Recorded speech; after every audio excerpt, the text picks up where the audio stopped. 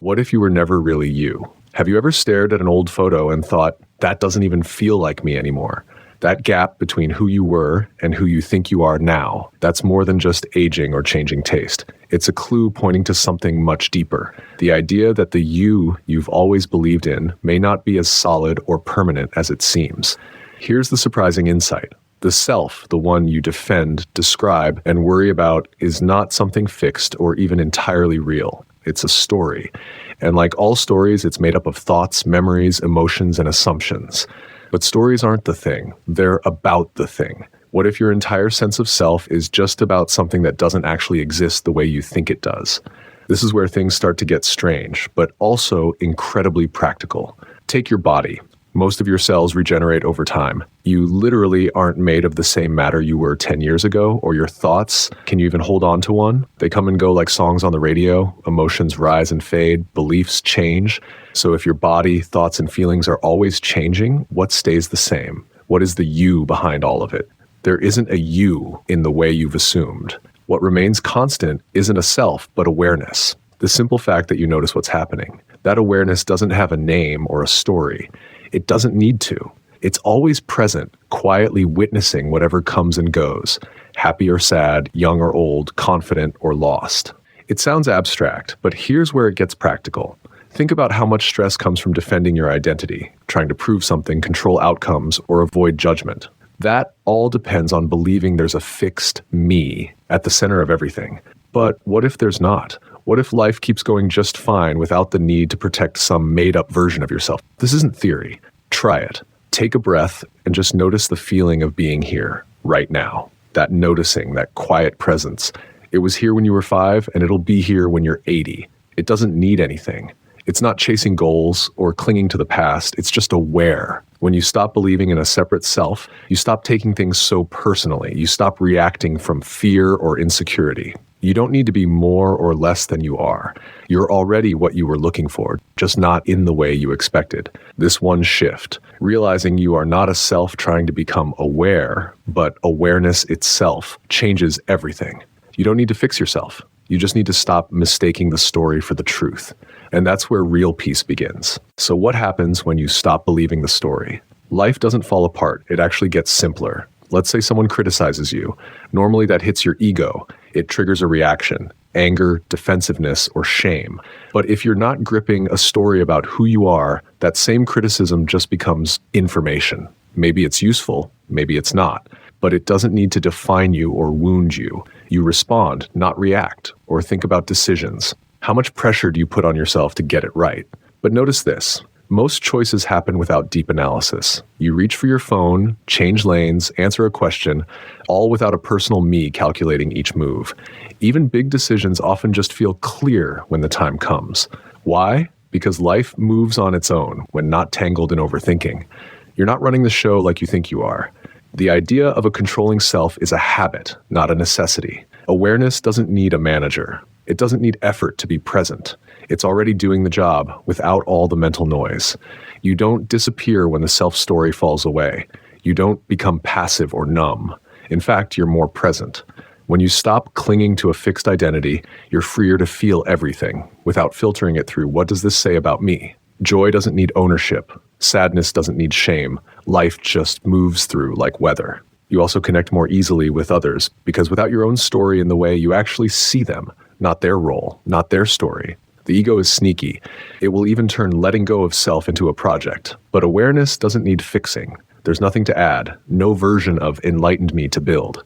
You just notice, thoughts appear, emotions rise, but none of them stick. They're not you. They're just happening in you, as you. And that simple shift, that's freedom. Not some perfect state, just the end of trying to be someone you never really were in the first place. It's easy to think that letting go of the self would make you careless or disconnected, but it's the opposite. Without constantly managing your image, proving your worth, or defending your identity, you finally have the mental space to just be and to respond to life instead of resisting it. Most of your emotional suffering doesn't come from the situation itself. It comes from the story about what it means for you. Someone ignores your message. Instantly, your mind says, they don't respect me, or I'm being rejected. But the pain isn't coming from the silence. It's coming from the meaning the ego adds to it. Remove the imagined self, and what's left? A neutral event. No threat, no drama, just a moment, unfolding. Habits and compulsions aren't you either. They're just patterns.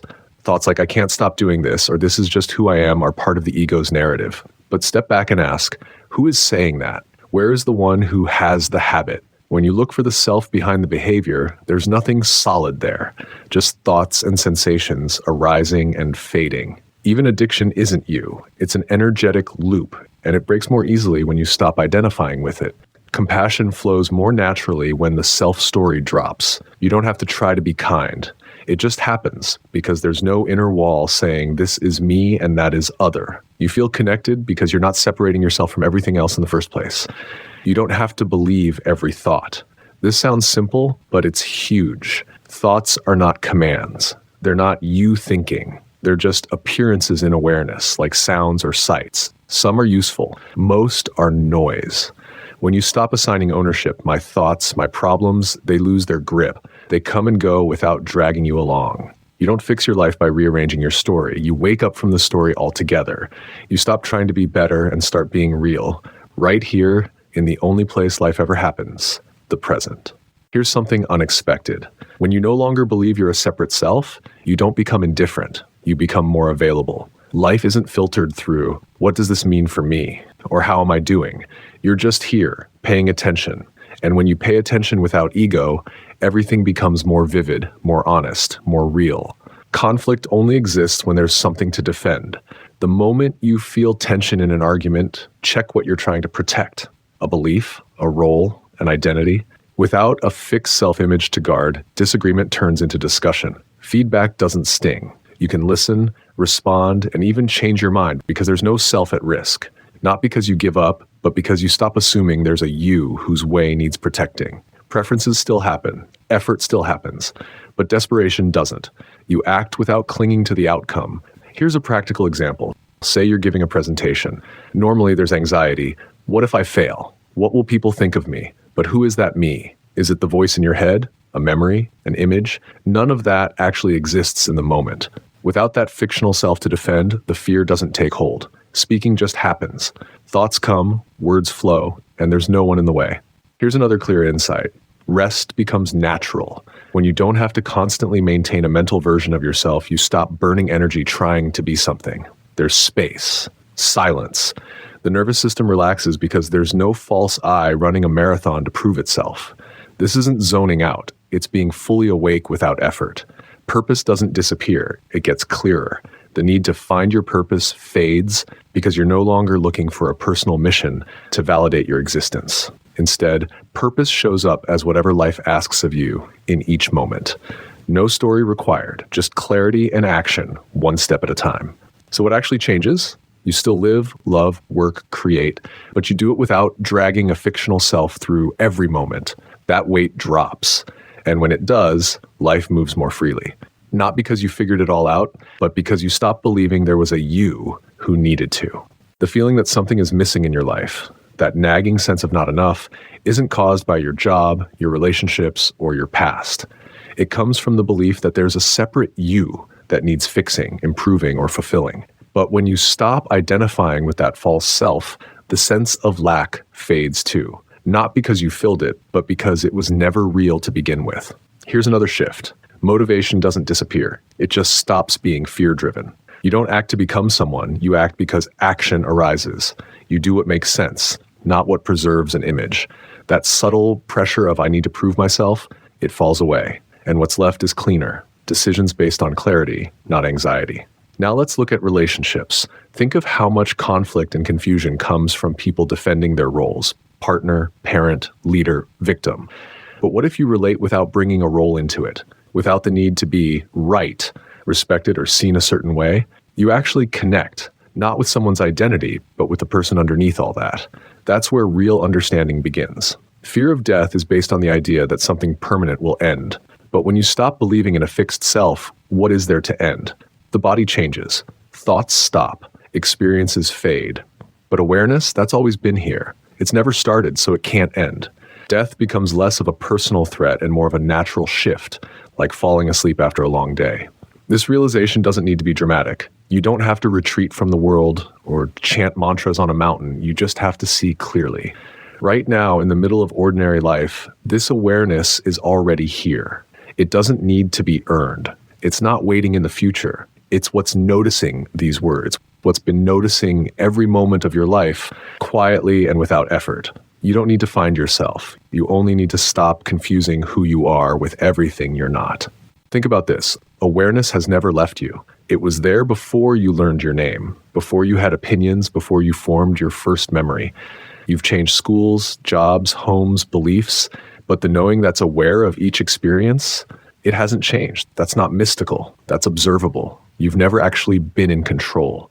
This isn't bad news. It's freeing. Most of what you call your life has just happened. You didn't choose your family, your body, your earliest thoughts, or your emotional reactions.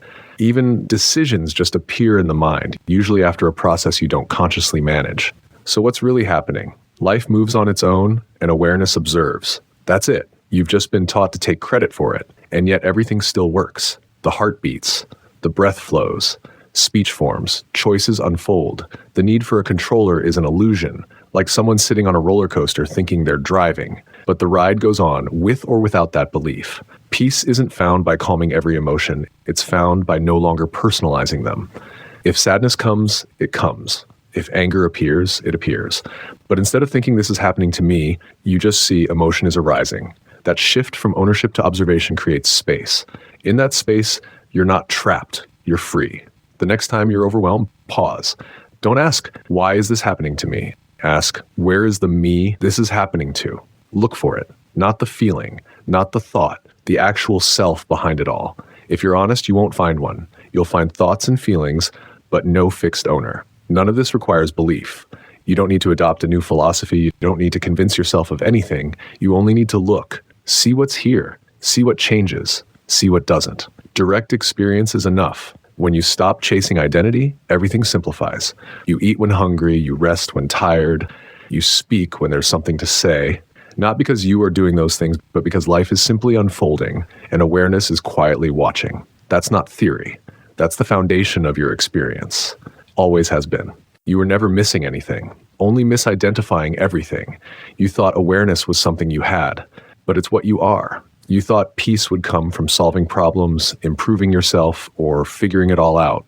But peace was always available the moment you stopped believing the mental story of me. Here's a simple insight to take with you. The self doesn't need fixing because the self is a misunderstanding. You can't fix what was never there. That's why the endless cycle of self-help, striving, and spiritual seeking often leads to frustration. You're trying to polish a ghost. Daily life doesn't have to change for your experience to change. You'll still go to work, wash dishes, have conversations, feel emotions, but you'll stop dragging a fictional character through all of it. No more narrating, comparing, or judging every move as if it defines your worth. Without that baggage, ordinary life becomes surprisingly light. And maybe the most important insight of all, nothing you've experienced has ever touched the awareness that witnessed it. Joy came and went. Pain came and went. Thoughts stormed in and faded out. But awareness, it's still here. It's always been here. It's what remained through everything. You've just been distracted by the content and missed the context. This doesn't mean you become passive. On the contrary, when you're no longer busy defending or improving a self-image, you have full access to life.